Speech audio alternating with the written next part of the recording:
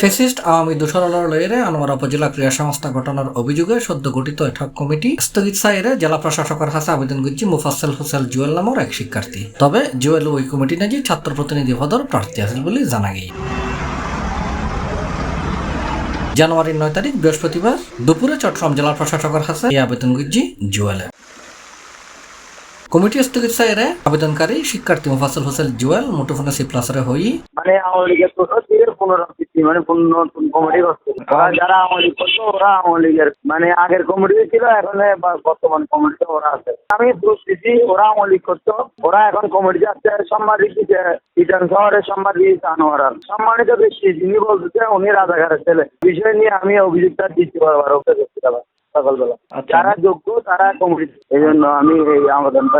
এ বিষয়ে আনোয়ারা উপজেলা নির্বাহী কর্মকর্তা তাহমিন আক্তার মুঠোফোনে C+রে হয়। উনি মনে হয় ভুল জানেন। ছাত্র প্রতিনিধি আমার মনে হচ্ছে উনি পদের সদস্য পদের নামটা ভুল বলছেন।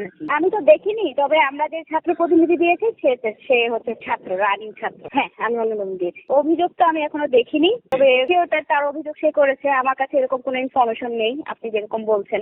আমি আমার কমিটি আমি এইভাবেই করেছি। আমরা C+ TV চট্টগ্রাম।